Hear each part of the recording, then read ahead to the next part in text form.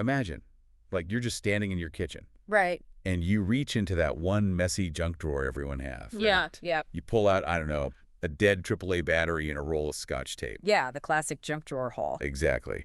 And you use those completely random things to predict your financial future.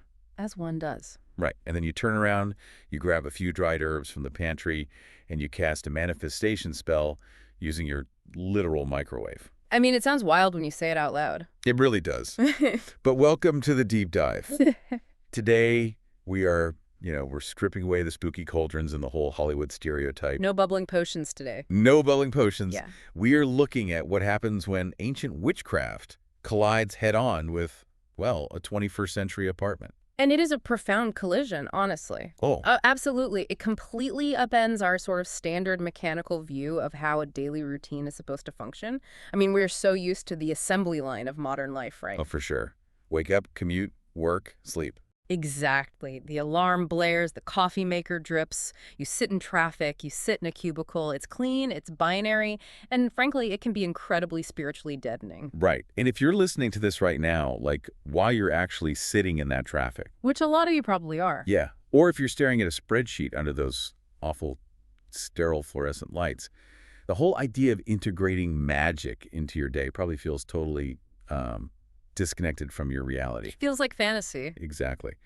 But our mission today is to uncover how modern Wiccans, and really just anyone looking for a fiercely intentional life, how they integrate mindfulness, nature, and spirituality right into the mundane grind. And we're pulling this from a really fascinating, deeply pragmatic source today. Yes, we have excerpts from a book called A Charmed Life Celebrating Wicca Every Day by Patricia J. Telesco. And we should probably establish right up front what we mean by magic here because, well, Telesco uses the spelling with a K at the end. Right, M-A-G-I-C-K. Exactly. And that K is historically used, it dates back to occultists like Aleister Crowley in the early 20th century. Okay, so why that? It's to differentiate spiritual, intentional life changes from, stage magic. Oh, like pulling a rabbit out of a hat. Precisely. We aren't talking about sleight of hand. We are talking about the science and art of causing change to occur in conformity with will. That's the classical definition. Causing change in conformity with will. I love that. It's very empowering. It is.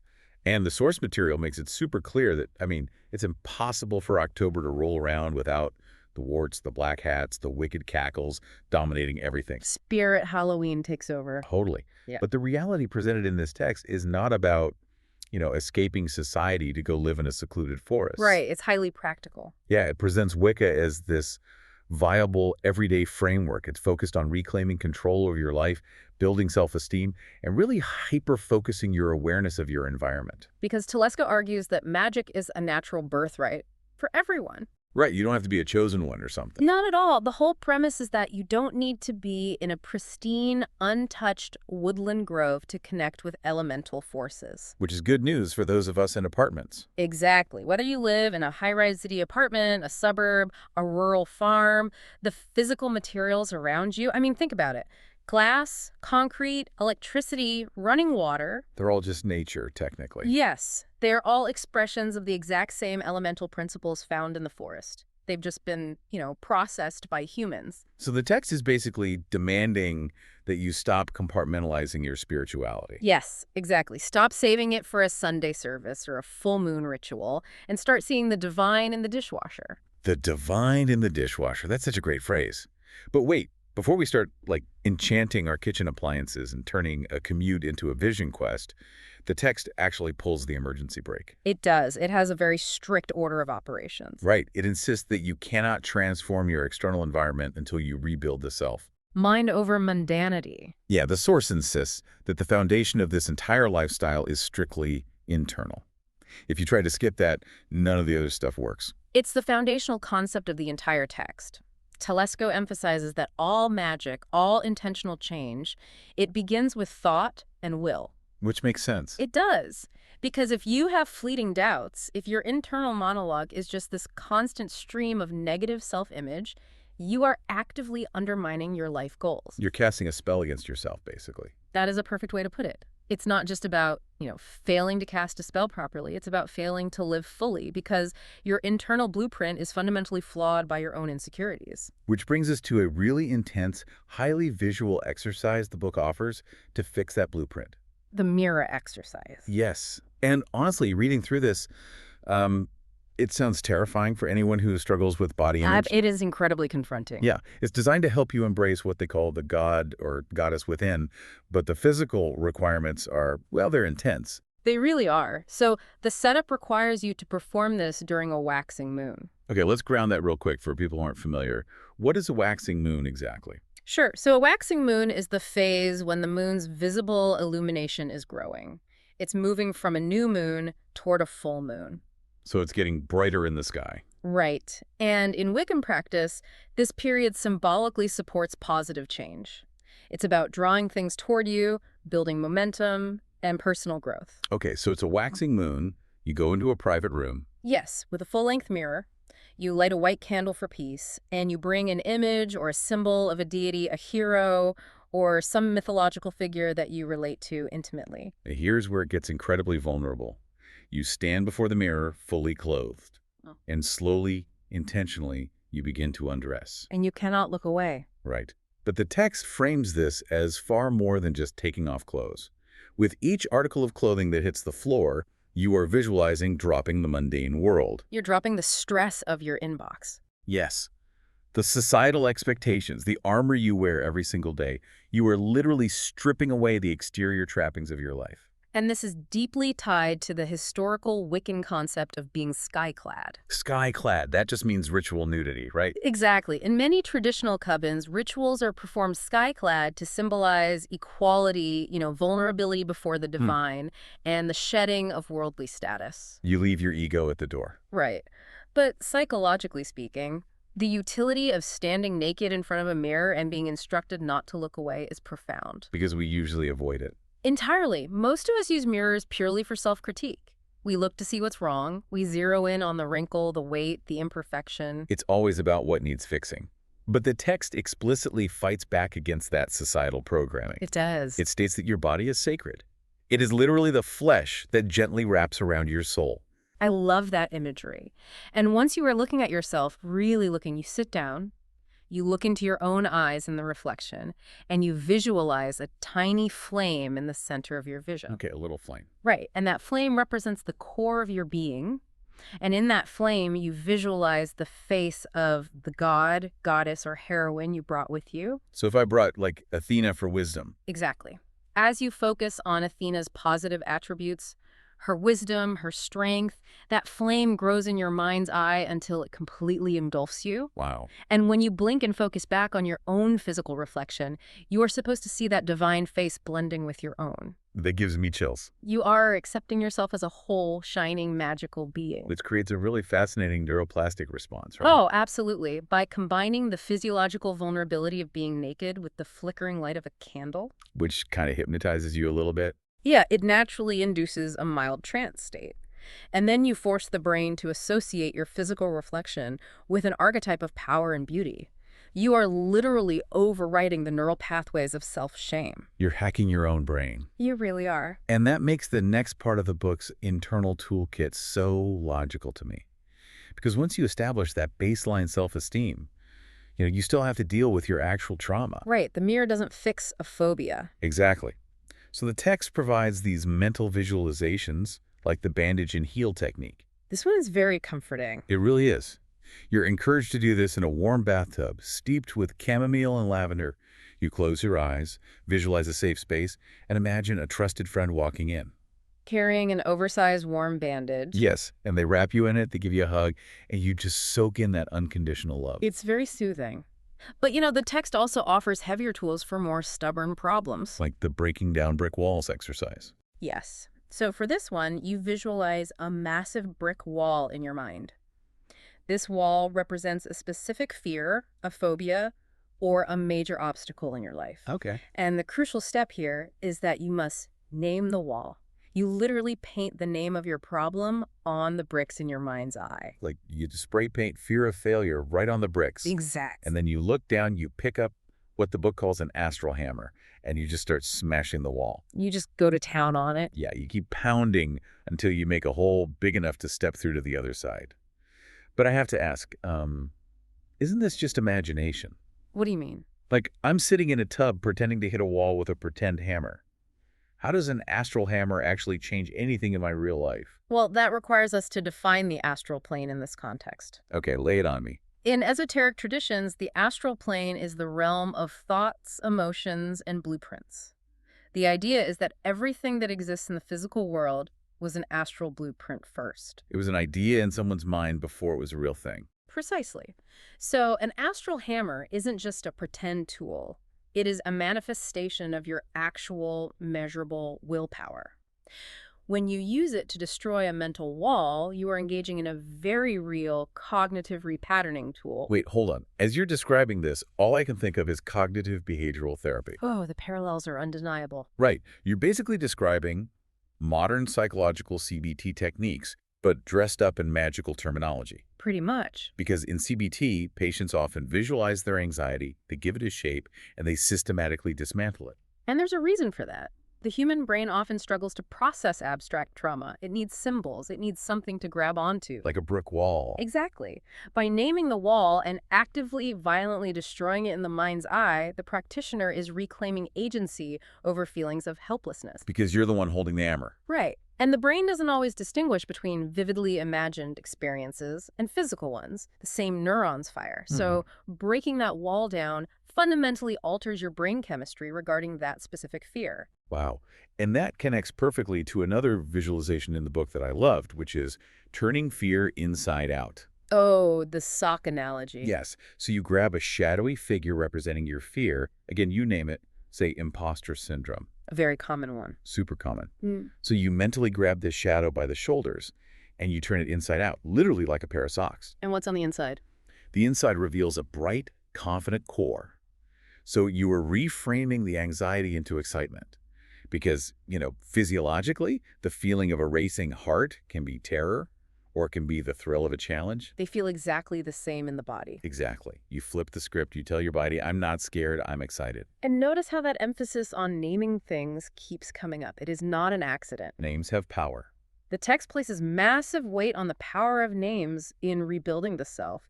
It suggests affirming your birth name by researching its root meaning. Right, like the author notes her own name, Patricia, means noble or peacemaker. And knowing that helped anchor her identity. But then the book goes a step further into the ritual of taking a new magical name. Yeah, the book says you might go out and literally whisper or sing your new name to the wind, declaring, there is power in my name. It's very dramatic, but very effective. It's often done at an initiation, right?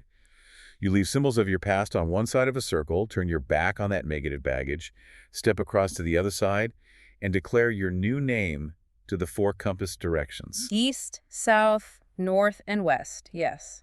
Taking a new name is a profound psychological severing from the past. It's like drawing a line in the sand. Exactly. You see this in almost every major religion and esoteric tradition. Monks, popes, initiates in various magical orders. They all take new names to signify the death of the old self and the birth of a spiritual identity. Okay, so let's say I've done the work. You're ready. I am ready. I've done the mirror exercise. I'm sky-clad and confident. I've smashed my astral brick walls. I've turned my fears inside out like old socks. And I've claimed my fancy new magical name. You are a glowing spiritual being. I feel like a glowing spiritual being.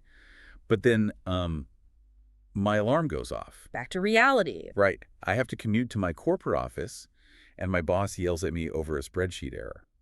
It happens. So how does this pristine internal blueprint survive first contact with a mundane, stressful reality? Because you can't just live in a bubble. And that is exactly where the text shifts from the internal to the external. In Section 2, we look at how the modern witch navigates what the book calls the tribe and the mundane world. Which is all about communication. Yes, but the author frames communication not just as talking. She frames it as a literal exchange of energy. The book talks about evaluating your own words first. asking yourself if they are life-affirming. Are you draining people or are you adding to them? Right. And it warns very strictly against something called guru syndrome. Ah, guru syndrome. I found this part so interesting. It's a huge trap in spiritual communities. Guru syndrome is the psychological trap of feeling so unsure of yourself that you blindly accept other people's opinions about your personal welfare over your own instincts. You just hand over the keys to your life. Exactly. You outsource your spiritual authority to someone who claims to know better.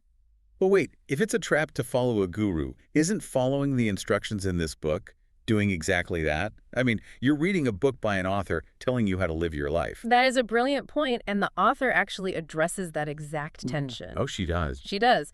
The text firmly states that in magic, you are your own guru. Telesco is offering a toolkit, not a dogma. Okay, that's a big distinction. Massive. If a spell or a visualization doesn't resonate with you, the instruction is to throw it out or rewrite it. Guru syndrome is when you ignore your own intuition because someone with a title like a high priestess, a life coach, or a boss tells you that your intuition is wrong. That makes total sense. Uh-huh. It's about retaining your own sovereignty. Precisely. And to help with that, the book offers an exercise to fine-tune your perception of others so you don't get taken advantage of. This is the mall exercise. Yes. It suggests going to a crowded, mundane space, like a shopping mall, entering a sort of semi-meditative state, and listening to the texture of people's words. The texture of words. It's an exercise in synesthesia, really. Yeah, you aren't listening to the meaning of the conversation, like what they're actually saying. Yeah. You are listening to what the text calls the auric envelope around the conversation. Which, by the way, we should probably define because I think most people hear aura and they imagine like a glowing neon light hovering over someone's head like a halo. Or those aura photography booths where you get a Polaroid of yourself looking purple. Right, exactly. But an auric envelope in this practical context doesn't necessarily mean you are visually seeing colors. So what is it? It is the energetic footprint a person projects. It is the sum total of their microexpressions, their tone of voice, their posture, and the subtle emotional radiation that human beings naturally emit, and that we naturally pick up through our mirror neurons. Oh, okay. So the book says you feel for the texture of that footprint. Yes. How does it feel to you? Do the words feel smooth and relaxed? That indicates sincerity. Do they feel itchy? I love the word itchy for this. Right. Itchy could mean dishonesty or just severe social discomfort. Are the words crunchy and coarse? That's irritation. It is essentially rigorous training for empathic listening. And then the text suggests taking this empathic listening into the workplace. Yes, by visualizing colleagues as animals or elements to understand interpersonal friction. This part is wild.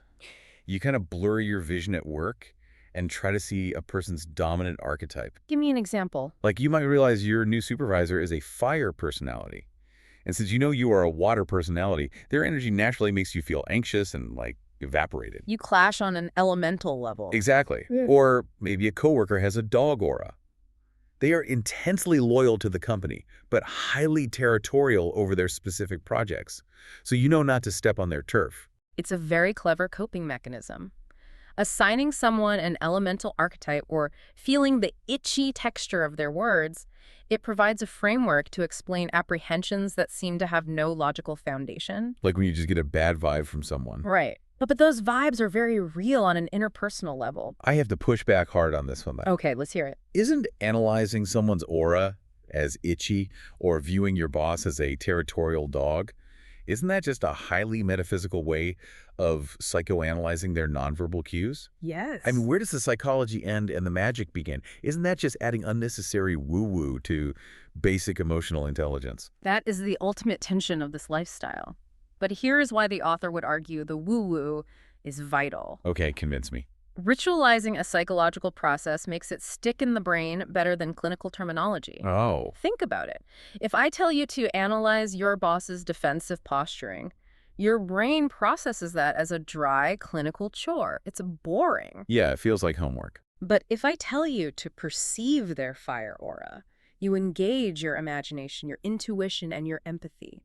It activates a different, often more intuitive hemisphere of the brain. That makes a lot of sense. Whether it's microexpressions or a literal spiritual aura, the result is exactly the same. You are navigating the world with heightened, intentional awareness. Wow. Okay, that actually completely reframes it for me. The magic is in the engagement, not necessarily in a literal invisible fire. Exactly. You are deeply engaged with your reality. And you need that level of engagement, especially when you are navigating what the text calls the non-magical Well, household. we're living in the broom closet, as the community calls it. Yes, because the reality is that many Wiccans, and really anyone practicing alternative spirituality, they live with family members, partners, or roommates who do not share their beliefs at all. And the text doesn't suggest running away to join a commune. It offers deeply pragmatic advice for staying right where you are. Like for teen witches living at home, the advice is surprisingly blunt. What does it tell them? It says, do not hide it, because lying breaks trust.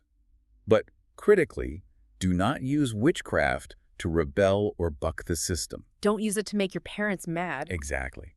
The book says you must earn respect for your path by doing extra chores, keeping your grades up, and respecting the household's ground rules. It's teaching maturity. Yeah, like you don't demand your parents stop celebrating Halloween just because you view it as Samhain, the sacred New Year. You just let them have their fun. It's teaching accountability and integration.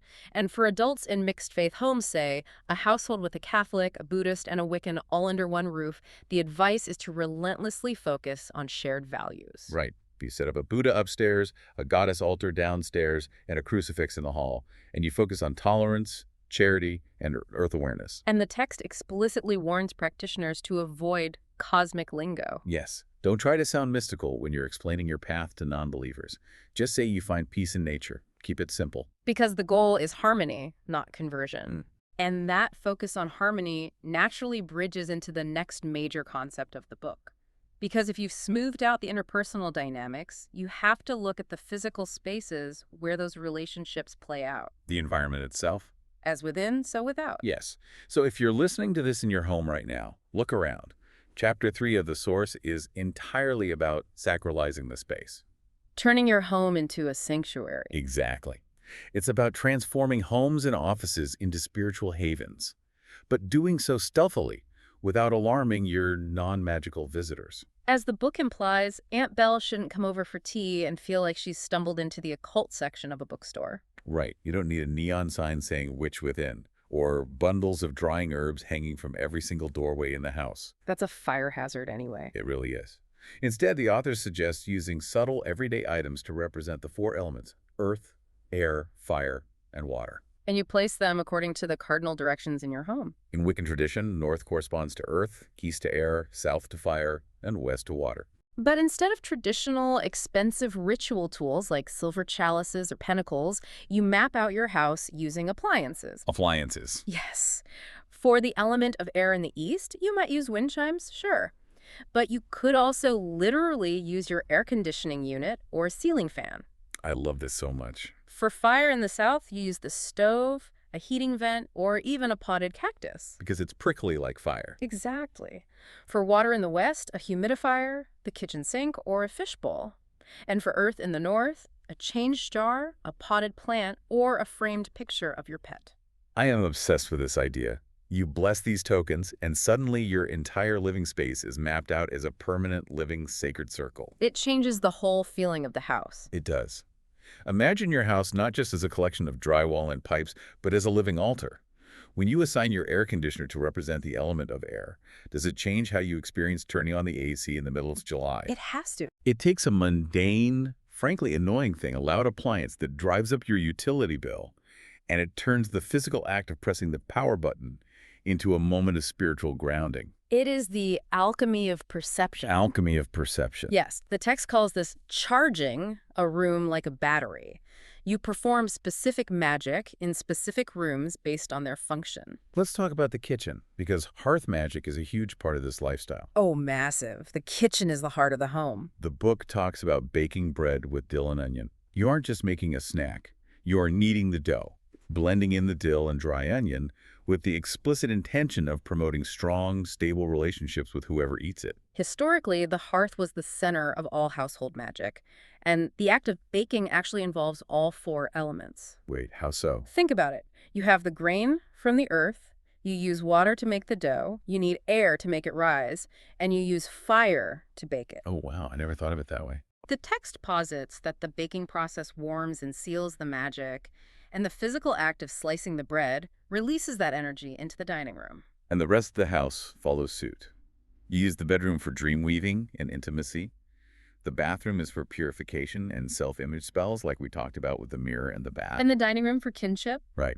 And by doing this repeatedly, the theory is that the plaster, the wood, the very foundation of the house absorbs your positive power. Your house becomes a battery of good energy, but, the author knows we can't stay home forever. We have to leave our sanctuary and go to work. Ugh, the workplace. And the workplace, with its fluorescent lights and corporate politics, can be highly toxic to a sensitized spiritual energy. Which brings us to the chameleon visualization. I resonated so deeply with this one. Tell me about it. Okay, so on days when you feel overexposed, anxious, or just targeted at work, you visualize yourself in your office, and you slowly let the edges of your physical body get fuzzy and blurry in your mind's eye. Just kind of blending in. Exactly. You see your skin and clothes shifting colors to mirror the background, literally like a chameleon on a branch. The book suggests practicing this for 3 days before going into a situation where you feel vulnerable, like a big performance review. The psychological shielding here is immense. By blurring your edges in your mind's eye, you are basically giving your nervous system permission to step back from the front lines. You're clocking out emotionally. Yes. It acts as an energetic shield against toxic office dynamics. It allows you to observe without absorbing. And for the dreaded commute to that office, the book offers travel charms. I love these. You make a little bag for your glove compartment filled with specific herbs, like bay for protection, chamomile for success, lemon peel for joy, and pine for safety. And if you don't have time to gather herbs, you use your voice. The text provides specific chants for moments of modern frustration, like being stuck on a subway or in a gridlocked traffic jam. Yeah, the subway chant is amazing. Do you remember it? I do. I wrote it down. It goes, "Beneath the ground, let magic abound. God or goddess, hear my plea. Let this train move free." It's very rhythmic. It's a little cheesy, sure, but I love it because it gives you something active to do. Instead of sitting there boiling over with road rage or commuter panic, you are reclaiming your agency. Exactly. It redirects your frustration into intention. It doesn't matter if the chant actually overrides the electrical grid of the subway. Spoiler alert, it probably doesn't. Right. But it overrides the grid of your own rising cortisol levels. You calm yourself down. So we've curated the indoors, we've shielded ourselves at the office, and we've enchanted our commute. But the Wiccan path is fundamentally inextricably tied to nature. It is an earth-based religion. Right. Which poses a massive question. How does an urban or suburban dweller, surrounded by concrete and asphalt, connect with the earth when they don't have a pristine forest in their backyard? Telesco addresses this with the concept of the urban green witch, and she introduces a framework called magical ecology. Magical ecology. Yes. The text states plainly that the earth is wounded. It points to the depletion of the ozone layer, pollution, deforestation. And it says Wiccans have a spiritual and physical duty to heal it. And that healing isn't just like sending good vibes to the planet. It means doing intensely mundane things like aggressive recycling, picking up litter, and composting. But treating those actions as sacred. Right. Composting is specifically viewed as a form of modern alchemy. Because you are taking death and decay and transforming it into life. The book actually gives a ritual for it. You take your coffee grounds, your eggshells, your dead leaves, and you mix in specific magical herbs that deter pests: nettle, dandelion, yarrow, chamomile. And as you mix it, there's a specific technique. Yes, you stir clockwise to draw in positive energy, chanting for the earth's health. The clockwise motion, or deosil in Wiccan terms, follows the path of the sun. It is traditionally used to build, grow, and bring things to fruition. So by doing this, you transform the literal smelly chore of waste management into an active ritual of planetary healing. And for those living deep in the concrete jungle, the text suggests something called urban megalith magic. This fascinated me. It's a brilliant adaptation of ancient practices. So ancient megaliths like Stonehenge or the standing stones at Karnak. Yes, those were believed by many esoteric traditions to be built on ley lines. Okay, let's pause and define ley lines for the listener. Sure. Ley lines are theorized alignments or invisible currents of electromagnetic energy that crisscross the Earth's surface. Like a grid. Exactly. Think of them as the planet's nervous system or acupuncture meridians. Practitioners believe that ancient cultures intuitively, or maybe via dowsing, found these intersections and built monuments on them to harness the energy. But modern construction, subways, and pollution have allegedly disrupted or severed these lines in urban environments. So Telesco suggests creating mini megaliths to restore them. How do you do that? You use dowsing rods, or honestly just your own intuition, to find a spot that feels energetically dead or disrupted. It could be a corner of a local park or even just a window box on your apartment balcony. And you intentionally place stones or charged crystals in this specific pattern to re-anchor the Earth's energy in that paved-over environment. It's like spiritual acupuncture for the city. Spiritual acupuncture. Yeah. And if you want to grow life in that city, you don't need a sprawling acre of land. The text advocates for microgardening. Window box herb gardens. Exactly, or zodiac gardens. If you are a Libra, you plant yarrow and bury a piece of lapis lazuli in the soil. If you're a Virgo, you plant lavender with agate. You can even create an elemental planter. You quarter off a single round pot for north, south, east, and west and plant different herbs in each quadrant. But the most crucial instruction for gardening in this book isn't about the soil, it's about the sky. Ah, gardening by the moon? Yes. Yeah. The lunar cycles dictate the entire planting schedule. Which is very traditional. During the waxing moon, as the light grows, you plant above-ground crops. Things like celery, cabbage, or tomatoes. Exactly, because the energy is pulling up. But during the waning moon, when the light is shrinking and pulling back into the dark, you plant underground roots. Like carrots, onions, and potatoes. Yes. And the dark moon, when there is no light at all, is reserved for weeding and turning the soil. When I was reading this, I instantly thought of circadian rhythms. Oh, that's a great comparison. Just as the human body responds to light and dark cycles, releasing melatonin when it gets dark to make us sleep, and cortisol in the morning to wake us up, the text treats the entire global ecosystem as being synced to a cosmic clock. It's not just mystical either. There is a historical agricultural logic to it. Really? Yeah. The gravitational pull of the moon affects the tides of the ocean, right? And traditional folklore argues it also affects the moisture in the soil and the rising of sap in plants. That makes total sense. So during a waxing moon, moisture is pulled upward, encouraging leaf growth. During a waning moon, the gravitational pull lessens and the plant's energy focuses downward into the root system. It treats the universe as a singular breathing organism. It really does. Which brings up an incredibly deep question when we look at the herbalism recipes in this book. Okay, what is it? How much of a plant's healing efficacy is its literal biochemical makeup, and how much is the intention of the person growing and mixing it? That is the million-dollar question of green witchery. Because the text requires you to understand the spirit of the plant before you use it. You have to meditate with the herb to feel if its energy runs hot or cold. Right. A hot plant, energetically speaking, might be used magically to warm a cold heart or spark passion. While a cold plant might be used to calm a temper or freeze a bad situation. It completely bridges botany and metaphysics. The book argues that the environment the plant is raised in, the quality of the water, the sunlight, and the specific intention of the gardener who tended it actually alters its final magical energy. Let's look at the bug banisher tea recipe they provide for your garden to see this synthesis in action. Okay, what's in it? You steep catnip, coriander, and tomato leaves in warm water. But you have to brew it during a waning moon. Right. Because the waning moon inspires banishing and reduction. And as you brew it, you stir it counterclockwise, or widdershins, while chanting for the bugs to leave. The counterclockwise motion is universally associated in these traditions with unwinding, undoing, or banishing energy. Contrast that harsh banishing energy with the facial mask recipe in the book. It's rose hips, candied ginger, and sage honey. You boil that down and add aloe vera to enhance mystical beauty. Or the athlete's foot soak. This one cracked me up because it's so incredibly mundane. It's just a cup of warm cider vinegar, a gallon of water, and 2 teaspoons of thyme. But look at how it works on both levels. Biochemically, thyme contains thymol, which is a powerful natural antiseptic and antifungal. It physically kills the athlete's foot. But magically. Magically, thyme is used for courage, strength, and moving forward. Moving forward with your feet. Exactly. The synthesis of the mundane physical remedy and the magical intention to heal and move forward is what defines the practice. Okay, so cultivating herbs, building mini megaliths, charging the house. Yeah. It is incredibly empowering to read about.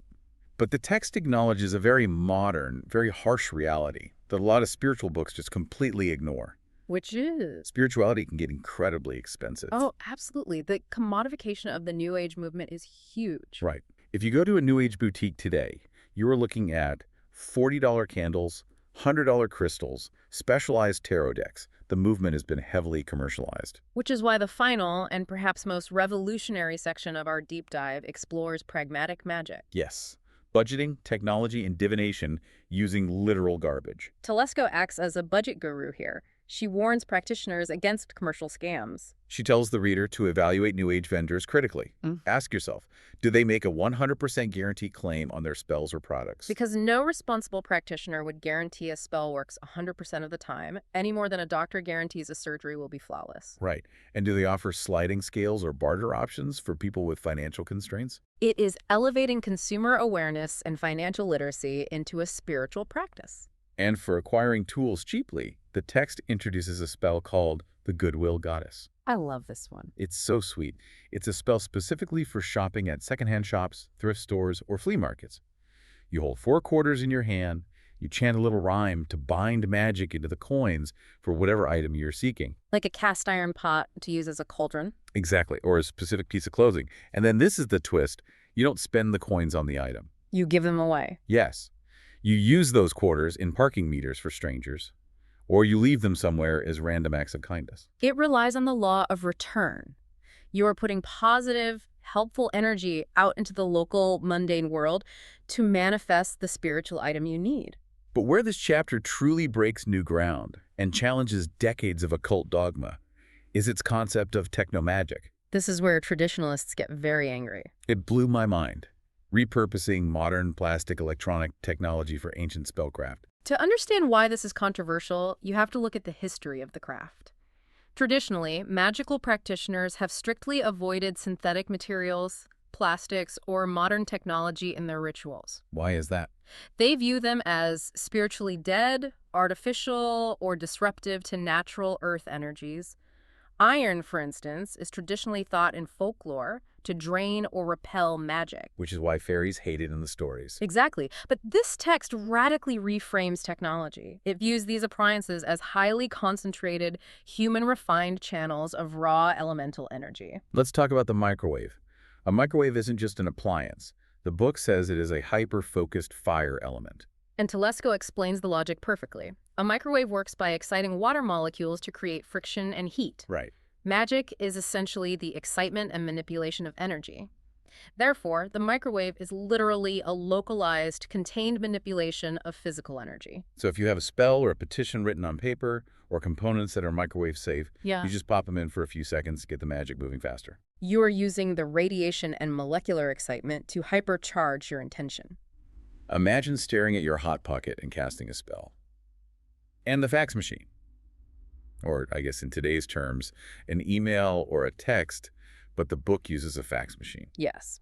If you want to send protective magic over long distances to a friend, you draw a symbol or a sigil on a piece of paper, charge it with your intention, and you fax it. The magic is converted into electronic data, travels through the phone lines, and physically prints out into their hands on the other side. The book even suggests using a blender. Oh my gosh, the blender. If you have a chaotic situation in your life with a bunch of disparate elements that won't work together, you write them down or you use corresponding herbs and you whip them up in the blender to force harmony and coherence. You are using the mechanical vortex to bind the spell. It is brilliant. And we have to talk about filking. Oh, filking. Okay, so filking is a term that actually originates in sci-fi and fantasy fandoms from the 1950s. Star Trek fans, basically. Yeah, it's when fans take modern, well-known tunes or folk songs and rewrite the lyrics to be about their favorite sci-fi shows or books.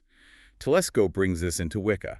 She suggests taking well-known melodies and applying Wiccan lyrics to them to raise energy, because the tune is already embedded in your subconscious. The book gives an incredible example of singing about anatheme, which is a ritual dagger used to direct energy to the tune of "Give Me That Old-Time Religion." Let's hear it. Okay, it goes. With your trusty old atom, you can cast a double whammy. Or slice and dice salami. That's good enough for me. It is so funny. It brings a desperately needed sense of humor and approachability to a practice that can sometimes take itself way too seriously. But on a deeper philosophical level, technomagic and filking are about utilizing the resources you already have. You don't need to learn a chant in ancient Sumerian if a tune from your childhood evokes the exact same emotional response. And this philosophy extends perfectly into their approach to divination. Forget the crystal ball. We are going to the junk drawer. Junk drawer divination. Literally everyone has a drawer in their kitchen filled with random odds and ends that don't belong anywhere else. The text says you close your eyes, focus on a question or problem in your life, reach into the drawer, and pull out a random item. And that item gives you your answer. It is essentially a Rorschach test for the subconscious. Yes. If you pull out a dead battery, it means your situation is drained and you need to put fresh energy into it. If you pull out a roll of tape, it means you need to tie up loose ends or stick to your commitments. Tweezers mean you need to stop picking things apart and looking too closely at the flaws. A three-way plug means you need to be adaptable to multiple outcomes. The magic isn't inside the roll of tape. Well, The magic is that the human brain uses random external stimuli to bypass cognitive dissonance and reveal what we already deeply know or truly want. it highlights the core philosophy of the entire book. Meaning is everywhere if you are trained to look for it. The divine isn't restricted to ancient runestones, tarot cards, or expensive crystal balls. It speaks through paper clips and AAA batteries. They even update ancient symbols for the 21st century. An answering machine or voicemail symbolizes bridging communication gaps. Neon lights mean you are being starry-eyed, or maybe a bit of a prima donna. A revolving door represents the wheel of fortune, the seasons, and the cycles of life. It's a complete paradigm shift regarding what is considered sacred. So, stepping back from all of this, what does this all mean for you, the listener? That's the big question. If you can use a microwave to cast a spell, if you can use an air conditioner to represent the sacred winds of the East, and a battery from a junk drawer to divine your future, doesn't that fundamentally democratize spirituality? It completely strips away the gatekeeping. Exactly. It strips away the expensive crystal shops, the occult boutiques, and the high priests, and it looks you in the eye and says, you already have everything you need right in your kitchen. It removes the barrier to entry entirely. It empowers the individual to be their own ultimate spiritual authority, utilizing the landscape of their actual lived reality flaws, concrete and all, rather than chasing an idealized, unattainable pastoral fantasy. It's incredible. Let's summarize this massive journey we've been on today. We started entirely internally, reshaping our self-images by standing vulnerable in front of a mirror and choosing to see divine spark instead of flaws. We smashed our astral brick walls. We took that new confidence out into the world, learning to read the itchy or smooth, energetic texture of workplace conversations without losing our sovereignty to gurus. We learned how to sacralize our physical homes, turning a utility bill into a moment of grounding and baking intention into our food. We blurred our edges to survive the corporate grind. We looked at the urban green witch, viewing composting not as a chore, but as alchemy. Restoring ley lines with mini megaliths and syncing our gardens to the gravitational pull of the moon. And finally, we threw out the expensive rulebook entirely, divining the future with junk drawer batteries and speeding up our spells with the microwave's molecular excitement. The core takeaway here is that a charmed life isn't about escaping the modern world. Not at all. It's about deeply, stubbornly embedding yourself within the modern world with hyper-focused intention. It brings us back to that diagnostic muddy water we discussed at the very beginning, the blurry line between the mundane and the magical. Exactly. And that leaves us with a final thought to mull over, extending beyond Telesco's book. What's that? If everyday actions in modern technology can be charged with intention, as technology advances, what's next? If a microwave is a contained fire element, what is artificial intelligence? Oh, that's a wild thought. Is an AI just a modern golem built of silicon instead of clay, animated by our collective words?